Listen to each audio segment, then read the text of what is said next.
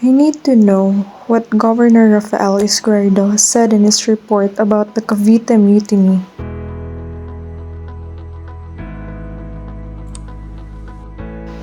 I'm sure there are a bunch of videos about this on YouTube.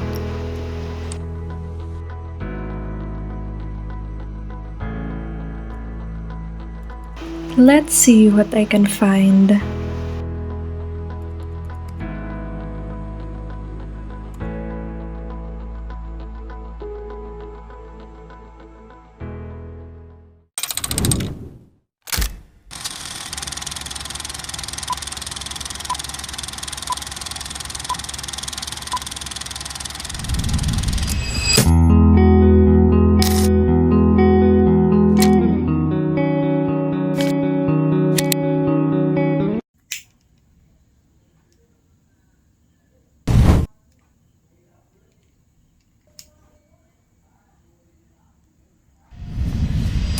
Cavite Mutiny, the official report of Governor Rafael Izquierdo. On January 23, 1872, Governor General Rafael Izquierdo wrote to the Spanish Minister of War from Manila. He blamed the Cavite Mutiny on local native clergy, some residents, intellectuals, and even reformist newspapers from Madrid, called El Eco Filipino. He describes the mutiny as an insurrection, uprising, and revolution.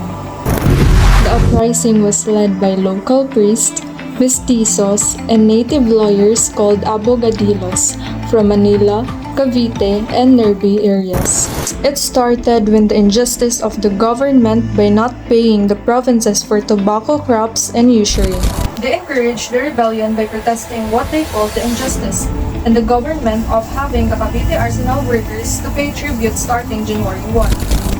The native troops made superstitions which the Indios are prone to believe, and persuaded the Indios that if they would not join, they would be killed, and it would not fail because God was with them. They offered the Indios that joined the uprising the wealth of Spaniards, employment, and ranks in the army, and 15 native battalions would be created.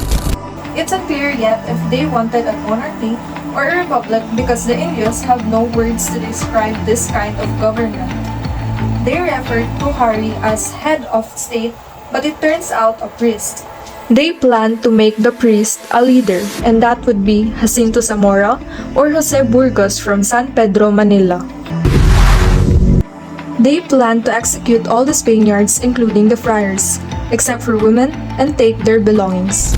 The rebellion had strong support from infantry and artillery regiments, many civilians, and many mixed-race individuals, indigenous people, and educated residents from the provinces. To start the revolution, they planned to ignite a fire in Tondo to distract the authorities. The rebels were led by 500 natives, including pardon leader Camerino, while the artillery and some infantry seized Fort Santiago. If successful, they would fire cannons to signal the rebels in Cavite. The Cavite rebels attempted to communicate using lanterns as signals as planned, but the native civilians in Bacoor were unsuccessful due to the presence of the Spanish Navy, which has stationed a gunboat and armed vessel there. The uprising should start at midnight abetted by those in Cavite, but the rebels of the city went ahead on time.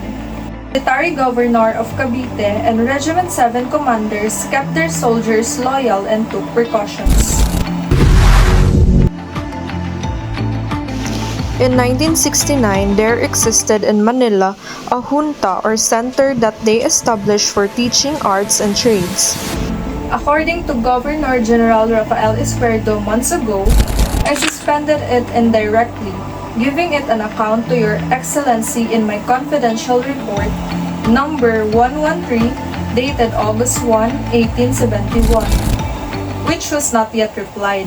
This junta draws ideas from progressive newspapers in Madrid, where newspapers like El Eco Filipino 1, now distributed by imprisoned individuals, contained strong criticism of the situation. Overall, it highlights the critical role of economic and social inequality, the power of media in mobilizing public sentiment, and the complex dynamics of Filipino during this period. I am Aljanea Sirowa from Group 4. Thank you for listening.